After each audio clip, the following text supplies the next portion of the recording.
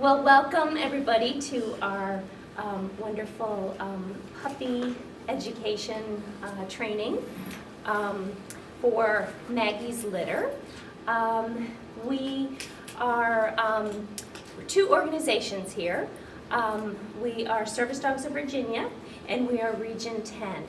And we are a wonderful unit to help Maggie to bring in several more service dogs into our organization.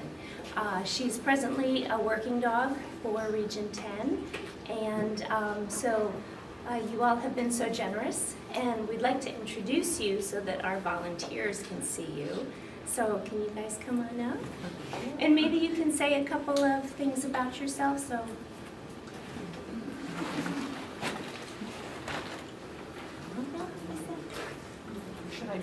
Here, now. Here. No. Stand.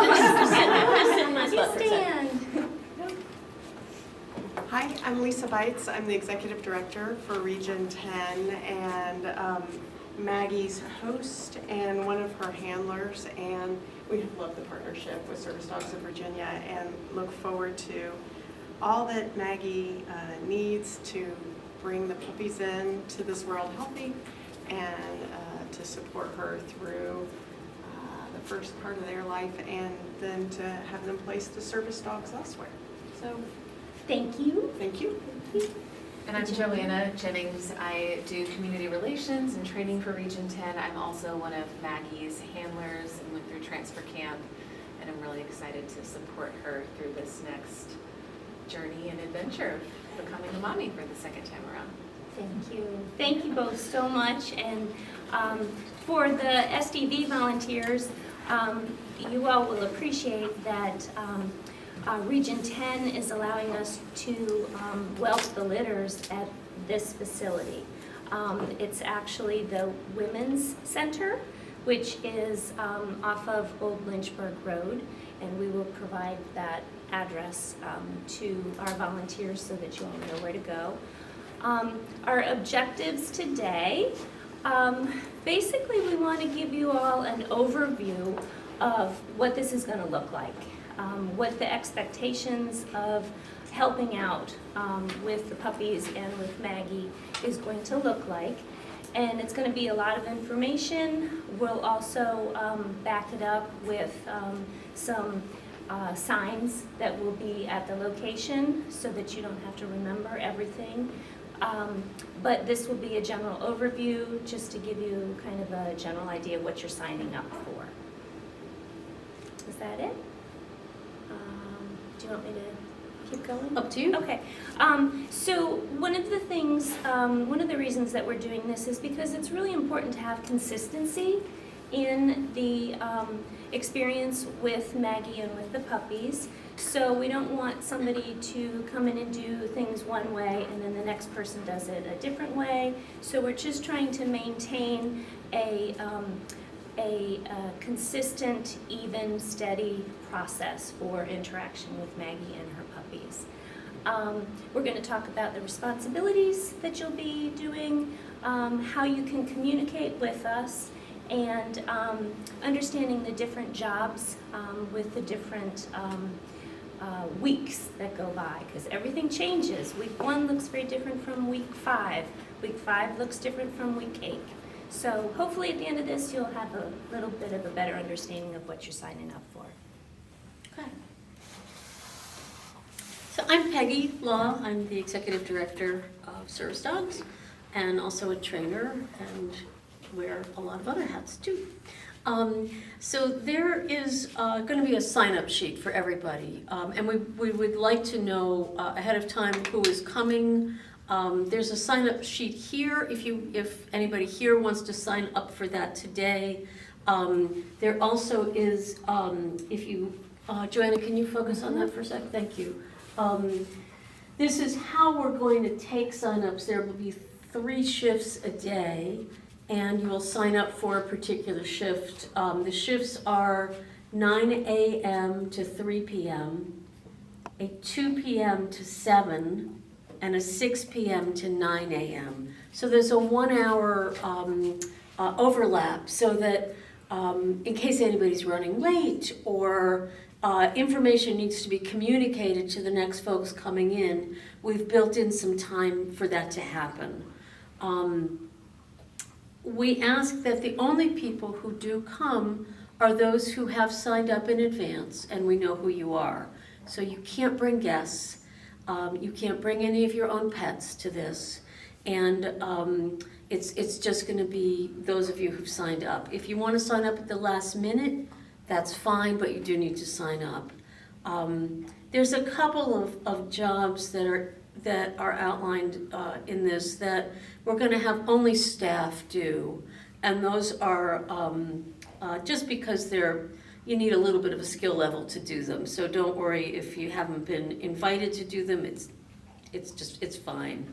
I think one of the most important things for y'all to know is that hygiene is critical to these puppies getting through their first 8 weeks of life. They are not immunized. They have some immunity to things from their mom. We don't know when that wears off. So it is critical that when you come in, you will be putting on a foot covering. You can, if you want, take your shoes off and just wear the foot covering. That's up to you. But you will put on the foot covering. We also will have a foot bath for your shoes. Just in case, when the puppies get bigger, they might shred the foot covering. So that's just an extra bit of protection. We ask that you wear clean clothes. So even if you're coming from work, if in the morning you could just pack some clean clothes with you. And that's just so that there's nothing coming in on your body that might be coming from another dog that you would have encountered in some fashion, or your own dog at home or whatever. So clean clothes, and then the first thing you do when you come in is wash your hands. Hand washing will, of course, as we all know from the pandemic, is going to help us get rid of most of the germs that we're carrying, and we're going to be handling puppies.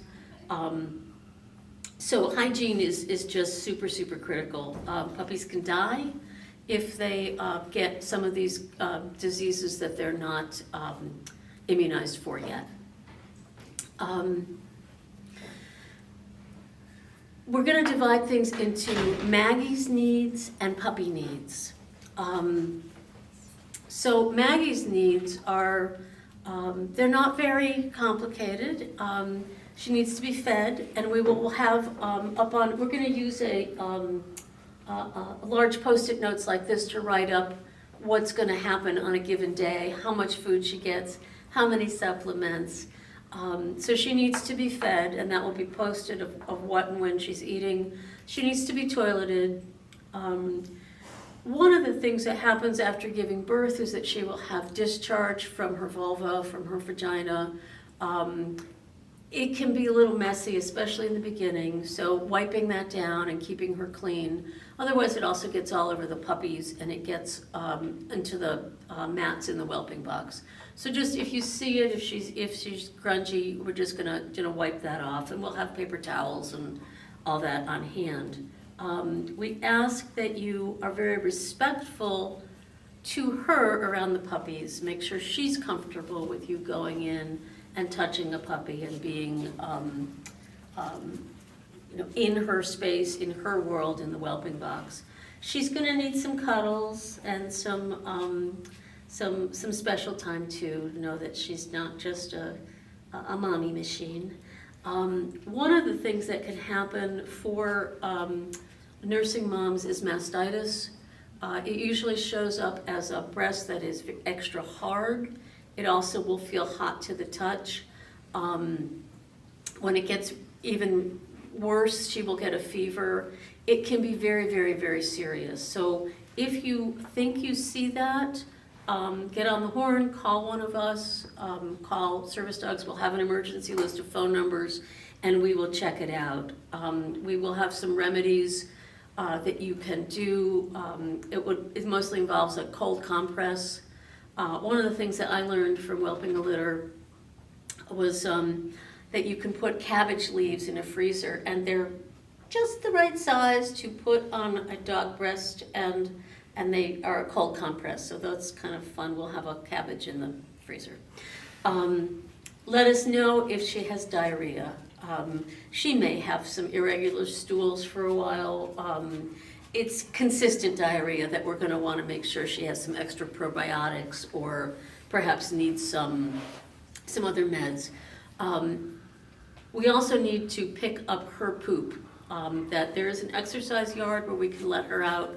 We will have bags and a trash can, but her poo will have to be picked up. As, hopefully around week 4, I think, we will hopefully be letting the puppies go outside, weather permitting, and we certainly don't want them encountering dog poo out there. Maggie would go out on leash for toileting. Ah, yes. Maggie will go out on leash. Okay. But it is fenced, yes? Yes. Yes, okay. All of the material is on an online class called Ruzuku, R-U-Z-U-K-U. We have set up a kind of a curriculum for each week and what needs to be done. It is not mandatory for you to go on Ruzuku and go through the whole curriculum. But if you want a little more depth and a little more information, then you can make that available to yourself. I have to invite you. So send me your email and tell me that you want to do that, and I will get an invitation to you.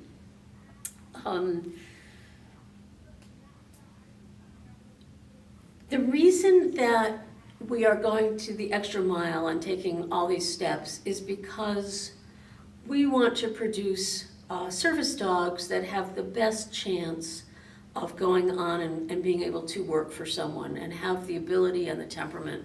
So part of what comes from mom and dad for these puppies are genetics. And there will be a certain potential that these dogs will have. But how we make the most of that potential depends on the nurturing and the environment that we give to them. So what we want to do is maximize their potential. And that's where your job is going to come in to help grow these little brains and give them experiences that will help them in their little lives. There are definite developmental milestones within each week. And we've divided the activities that they will do with your help into, based on those milestones. The kinds of things that milestones that they will have is when their eyes and their ears open, when they're able to pee and poo on their own. That's not the most exciting stuff, but it's true. When they develop a startle reflex, when they are aware of an edge that they can fall off of. There's a bunch of things that are developmental and they don't have those when they're born. So quickly kind of going through, in weeks 1 and 2, their eyes are closed and their ears are closed, and they will not open until possibly the end of the 2nd week or the beginning of the 3rd. So at that time, their sense of touch is very crucial to them understanding what's going on, and their noses are already working. And that's how they're going to find mom. They're going to, both because of her warmth that they're going to sense and her smell. They are surprisingly ambulatory in their funny little way. They kind of pull themselves along, and some of the kinds of things that we do at this stage is we put in some little speed bumps into the whelping box, so they have to work a little harder to get to mom. Now we might not do that on day 1, but as they get a little bit stronger, we want to develop their limb development, so we'll put some of those things in. We put a lot of things that they can feel into the whelping box, and you'll see those. Week 3, please add anything when you Week 3 is a lot of rapid physical development. Their eyes are opening, their ears are opening, their hearing will be improving each day that they are alive. Week 4, they develop their startle reflex. So before that, they apparently don't have one, which is kind of interesting. They are learning to problem solve. They have been learning to problem solve already, but even more so. And they start walking, and they get teeth, little baby teeth. If a puppy is startled, we're okay with that to some degree. What we want is for puppies to learn to resolve conflicts on their own. And this is part of the development of confidence and learning that they can be comfortable in the world. Their whole lives they're going to encounter things that are a little bit confusing. Oh, I've never seen that before. What do I do? So we want them to start practicing and developing those synapses that they can learn to problem solve. So if you see a puppy startle, you don't have to jump right in and help. If the puppy continues to be having trouble with an object or a situation, there's two ways to really intervene most effectively. One is to put in another puppy that hopefully you would know, but you may not, is more confident. And then the scared puppy will get more confidence from the other puppy. The other thing is to take that object, whatever it may be, and move it a little further away so that you're creating some distance. You're not moving the puppy, you're moving the thing that might be scaring the puppy and giving him another chance to resolve it without it being so close. Week 5, you begin to see more fear responses and more stress signs. You want to talk about stress signs? Sure. Okay. Do we have a little cheat sheet on there, or am I going on my own? You're winging it. Okay.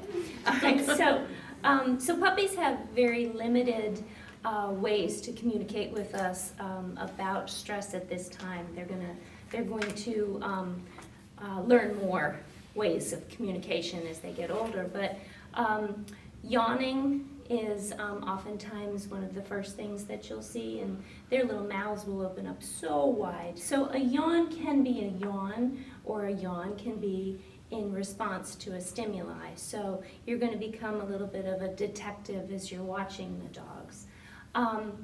They can tend to compress a little bit. So they might kind of shift their weight backwards versus shifting their weight forwards. Again, it's really hard to see when they're these tiny little things, but become a keen observer of the puppies. Know what a happy state looks like and what a more nervous kind of state or a sign of anxiety looks like. They might be yelping, they might be whining, they might be, kind of backing away from something. Just like Peggy said, if you notice that, you're going to help them by changing the look of it, and maybe it'll, become more clear what they're looking at or experiencing, and they'll be like, okay, I'm better about that. Was there something else? No, that's great. Okay. That's super. When puppies are first born, you're going to hear them crying, and there's going to be one of 3 reasons.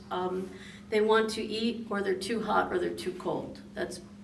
Sometimes it's gas, but it's usually one of those 3.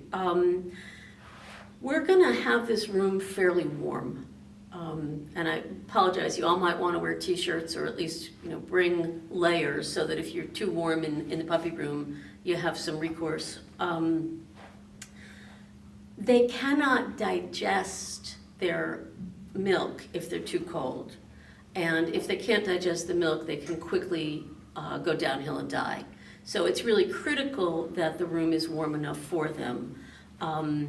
So don't change the thermostat, whatever we set it on. If you're dying, we apologize, but it's for the puppies. After a couple weeks, they can start to regulate their body temperature, so we can be a little bit easier with that. In the room where the whelping box is going to be, there's a door to the outside. You cannot open that door because drafts are really critical to prevent during this period. In the first 2 weeks, the danger for puppies, one danger is that mom can smother them.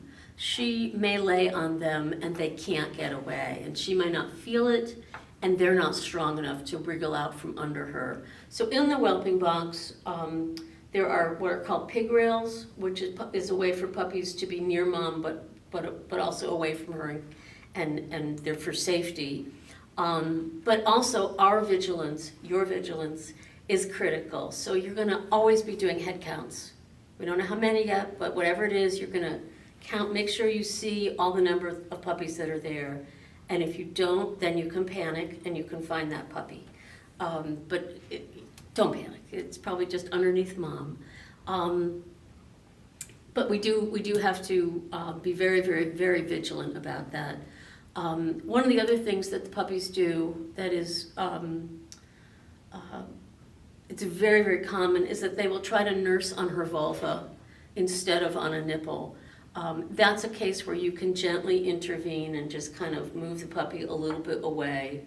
Again, we want them to crawl toward mom so that you don't have to stick them right on a nipple, but that's going to be a really messy area for a while, so you're going to steer them away.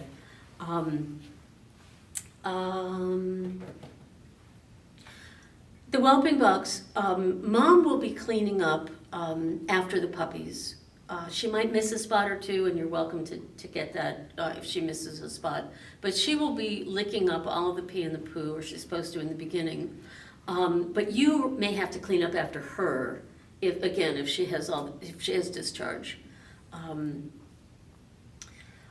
Everything that can be laundered that's in the whelping box will be. So if it's a stuffed animal, throw it in with the laundry.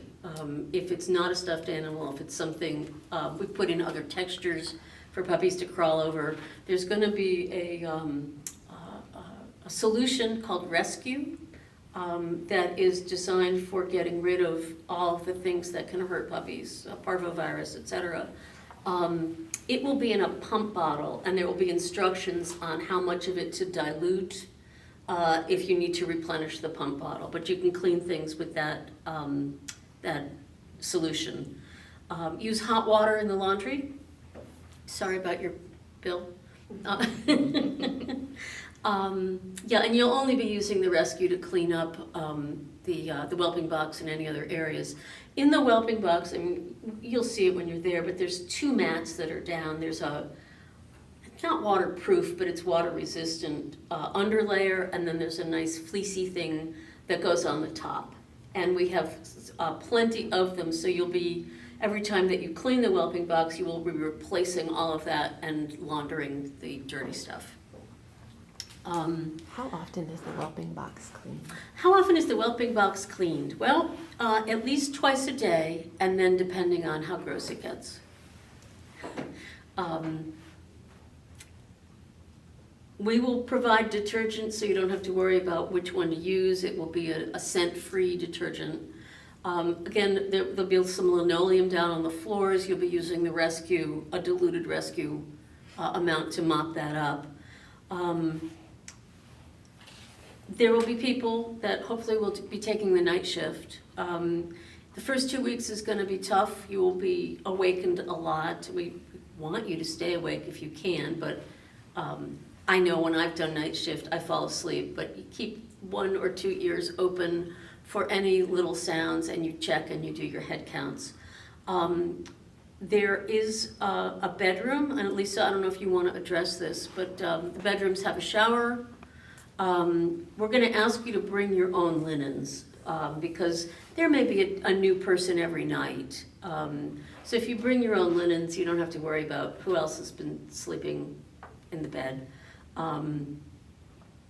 There's a kitchen. You're free to use the kitchen. In fact, later on, when the puppies, will be setting up some places for the puppies to hear kitchen sounds, and we want you to cook and clatter about and make normal house sounds. Yeah, Lisa, did you want to add anything there? We're going to make up 4 bedrooms, and they're locked rooms, and so we'll put the key in the door for each bedroom that's made up. and so there'll be towels and washcloths and such in there. It's best to leave the key in the door, otherwise you'll lock yourself out or have a different challenge. Also, many of the doors are swiped, and so you'll get a swipe card, and it's best for you to keep your swipe card with you, or you will find yourself locked out, and it's difficult to get back in. We'll hide a swipe card in an emergency. We'll have a hardline phone in case there's a need to call in or call out. We're going to put some snacks and things in the kitchen. You're welcome to those. I think that's Yeah, it's a wonderful, wonderful, fabulous facility. How about internet access? There's internet access. You don't need a Wi-Fi password or any of that. Okay. Some basic cable if you're trying to stay up at night. You're welcome to be in that space that's unlocked. There will be offices and bedrooms and such that are locked.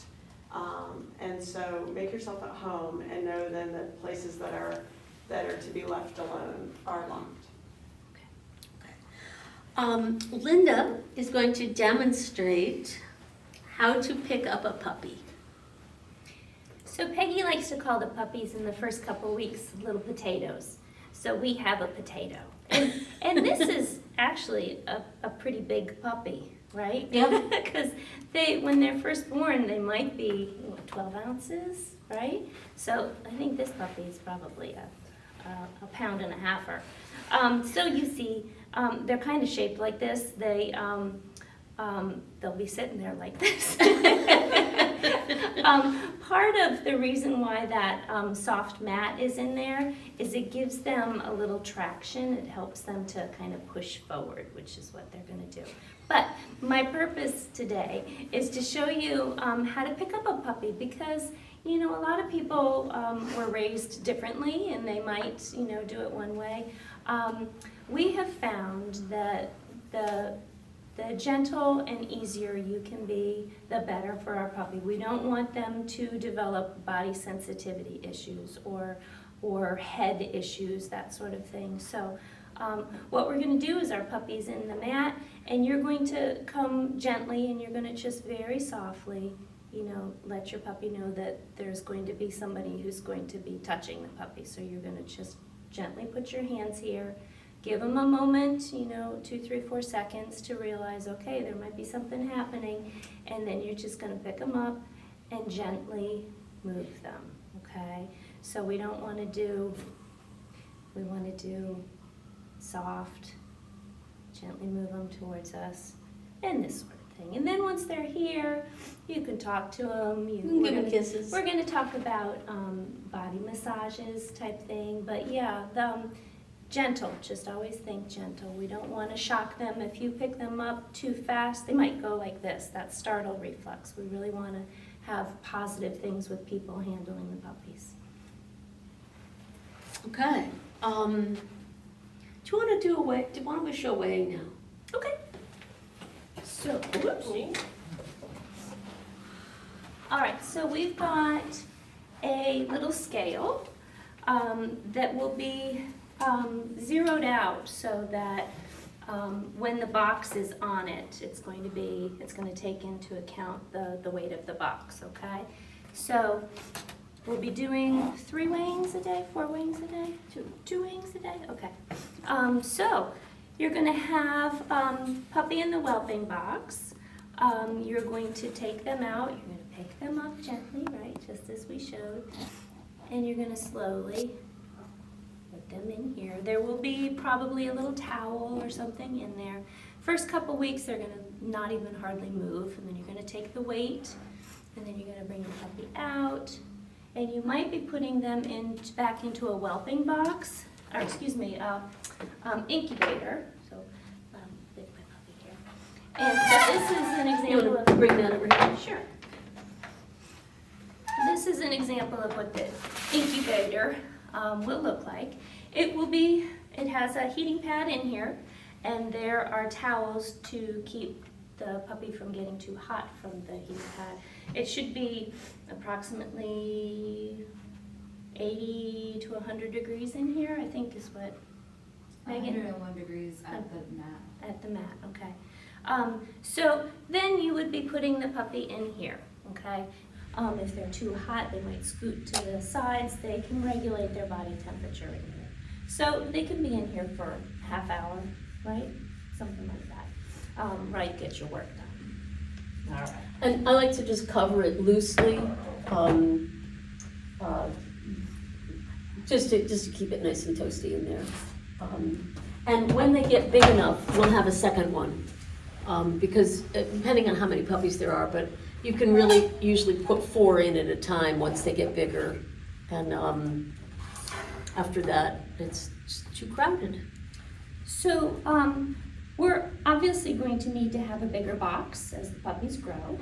And they're probably also going to get a little squirmy, and they're going to try to resist being in here a little bit. So you're going to put the puppies in, the box will be bigger, there will be a little traction, and just maybe just kind of gently guide them down there, and then quickly get the reading and then take them away. We don't want them flopping out of the box. Do you want to show how to read this scale? How are we identifying the puppies? Like, which ones are which? They're gonna each have a color collar on, which I meant to actually bring some. They're just a little cloth collar that velcros, and we'll be changing the wideness of it based upon how they grow. So you want to be able to get like 2 to 3 fingers under there, and then yes, you would record by red. In previous years, we've maybe named the puppies, but we probably won't do that this time. We had a Ted Lasso litter last time. So we had a Keely and a Coach, and so, but we'll probably just have red and pink, and we'll see. So that's how we record it, and we have a manual that's going to be right on the desk, probably near where the scale is. And you're going to be recording the puppy's weight here. And so it'd be the puppy name, which is for the color probably, the pounds and ounces for the morning and then the evening.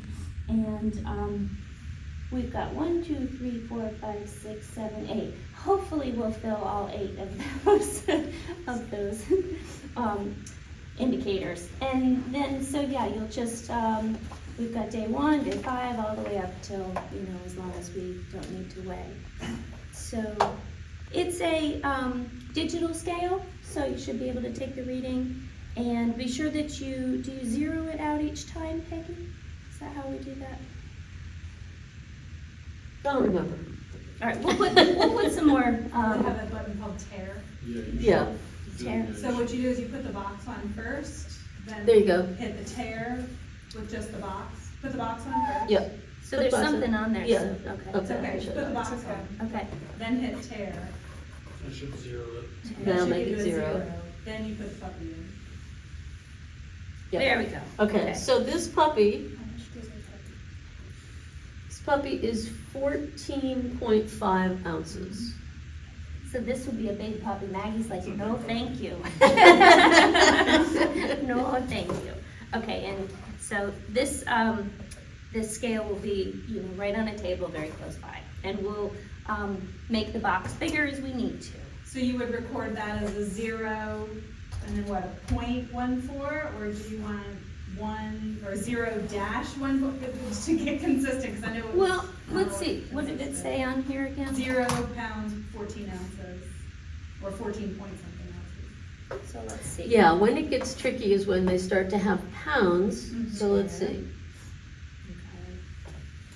So this is 14.5 ounces, and then it goes to 22.9 ounces. So do we want to just use ounces? Is that right? Is that what it's doing, is 23 It's ounces? just doing ounces, it's not giving you No, pounds. No, it's switching not. to pounds. Okay, sure, that's what we'll do. All right, how to communicate with us. There'll be a notebook here. If you see anything that you think we should know about, write it down, It'll be right here. You'll contact us. okay? Write it down that you saw diarrhea, or I dropped this puppy. You'd probably call us if you do that. Anything that you think that you want us to know, there's a place to record it, okay? We also have Maggie notes too. So if you notice that Maggie has diarrhea, or if Maggie didn't finish her dinner, or whatever, we want to hear that. So Maggie notes as well. Just a little bit on puppy toileting. So when puppies are born, they cannot pee and poop on their own. Mom has to lick them to stimulate them to go. Okay? You gonna demo this? Yeah. She's like, oh God. Oh God. So you would present the puppy like this, and then she would stimulate by licking. Yeah. So if you And then think you of hold puppies, it if there. puppy's crying and you can't figure out what's wrong, that is one of the first things you're gonna do is present the nether region to Maggie and let her, she will know by smell if it has to go or not. And it's very interesting when you're like, no, lick this puppy, please. and they don't. It's because they know there's nothing in there. And then, of course, for the males, you may have to present them a little bit differently so that they can pee.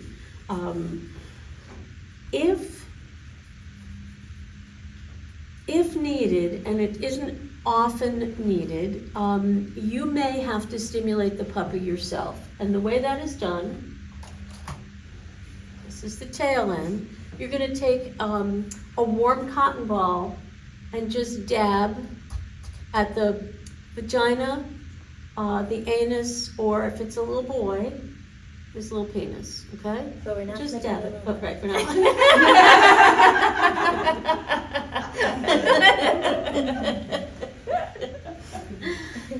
To make sure that they go. So, it's always something to consider, that is what's causing them distress.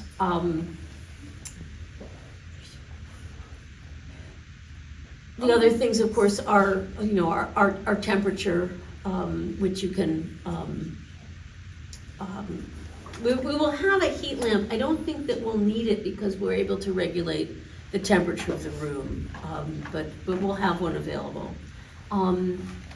So each week, there will be different things that we want to do to enrich the puppies. And the most important thing for you to know is that it's variety is what we're looking for. We will have things organized by week according to different things. You can expose the puppy to the stuff in this box on week 1, in this box week 2, etc. So there will be built-in variety, but also there will be things that you can pull out or things that you can put into their areas. We want things that puppies will feel, so there'll be surfaces for them to walk over. There will be different things for them to look at visually. There will be different sounds, so you can play your cell phone, you can put traffic sounds on your cell phone, anything that you can think of. You could put farmyard animals on it, anything just to expose them to different sounds. You can turn the TV on when they're in the other room we'll talk about later. And we want to have different smells for them as well. So we're enriching all of their senses. We're also hoping at some point to be adding different people that they will be able to see from a distance. The facility where we'll be is right near the police station. So I'm hoping that we can get some nice policemen in uniform to come over and show themselves to the puppies. And any other, we might ask you all to put on some different outfits, wear backpacks, put on a hat, so that you look different as well.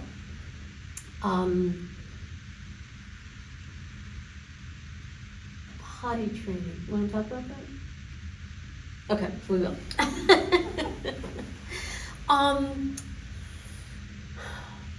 We will be putting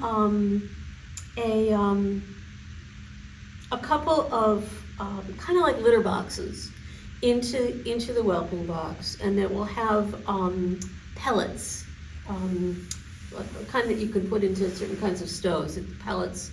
And we want the puppies to start peeing and pooing in there. It's important that there's a certain ratio of surface area of pellets to how much free reign of movement that they have. And they're not gonna, once they start to be able to hold it, they're not gonna be able to get very far.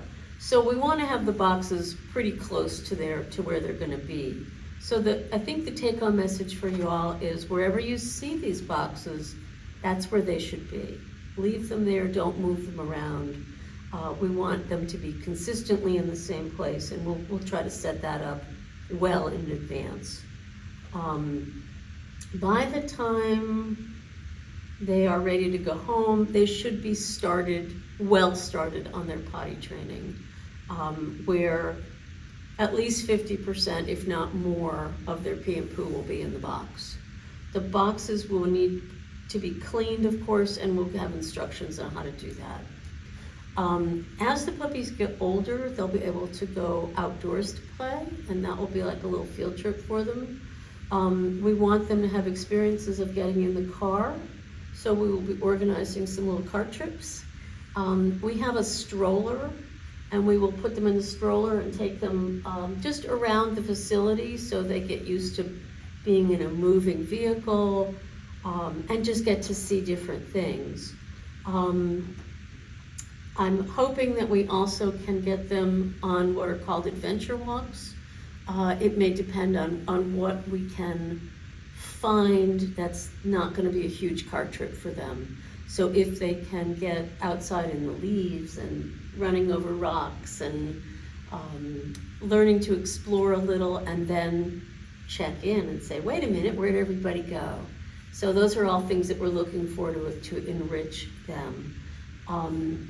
There also will be a progressive amount of alone time. So it's really important that puppies learn to be by themselves and not be alarmed by that. So we have a protocol for putting them into crates for 5 minutes at a time. We'll start with 3 puppies, or depending on how many we have, at least 2, so nobody's left by themselves, 2 in a crate, but we have a whole protocol for that. It may be that we take them into an enrichment area at first by 2s, and then later just 1 at a time, so that they learn to be just one puppy, and they're not completely reliant on their siblings for their confidence. There will be enrichment areas in addition to the whelping area and the sleeping area, so that they can experience more things in a greater amount of space. It's very important, as Linda said, that you observe and make sure that they're comfortable with the environments that we're putting them in. Did you want to say something? Okay. How about sleeping through at night? Yes. You didn't put that on there. No, I didn't put that on there. Well, starting week 5, we will be introducing solid food and gradually weaning them. The first thing about that is that's when mom will quit cleaning up after them. So it gets a lot messier starting around week 5. Also, in the beginning, they don't understand what solid food is. Of course, it will be softened and so forth, but you may have to help them by, hand feeding it to them a little bit. They're Labradors, they'll quickly figure it out, but it does take a few days.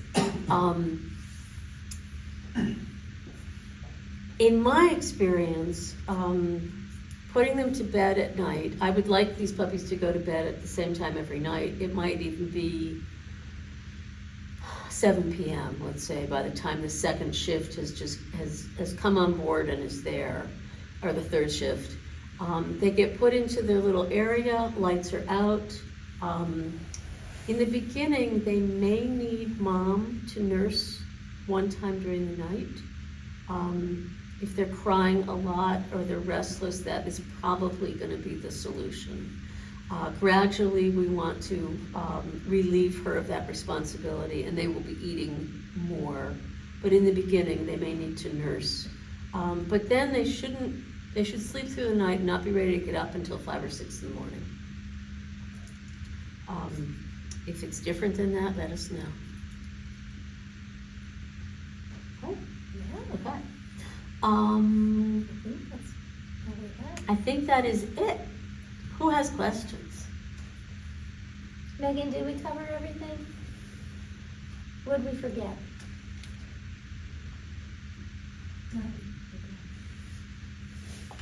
We're hoping that Maggie has a natural delivery. We want this to be, you're shaking your head. Of course, if she were to require a C-section, her care is going to be different, and we will help you all with that. But she had a natural delivery with her first litter, so we are hoping that it will be, everything will go as expected for her. And puppies are due the day after Thanksgiving. Could be before, could be after.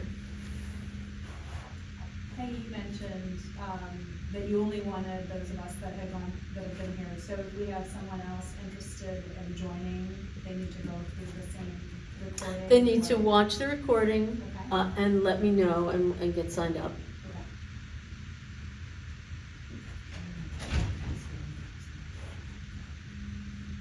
And so you're not allowed to bring anyone else with you on your shift. It's just you, just So, one person at a time. yes, I think that's the protocol.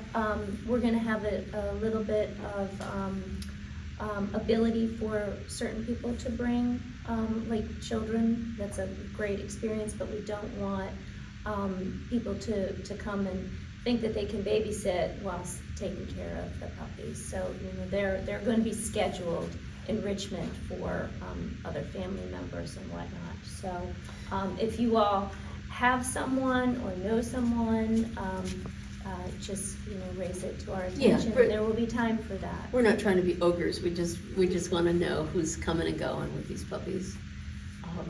And there will be a time when it would be great for them to be exposed to children. But then one of the rules for children is that they have to sit on the floor to hold a puppy. They cannot walk around with a puppy. They have to be seated.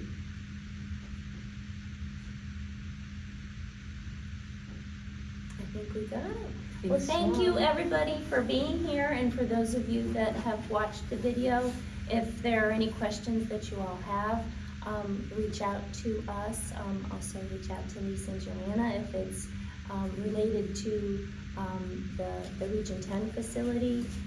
We're super excited. I'm sure Maggie is too, in that she was kind of excited to see the potato.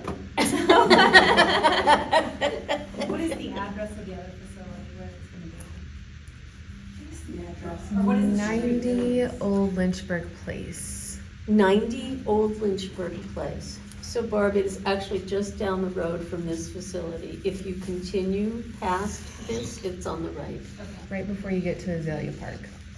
And you'll see, Region 10 sign, it says, but we just pass our entrance, it's the next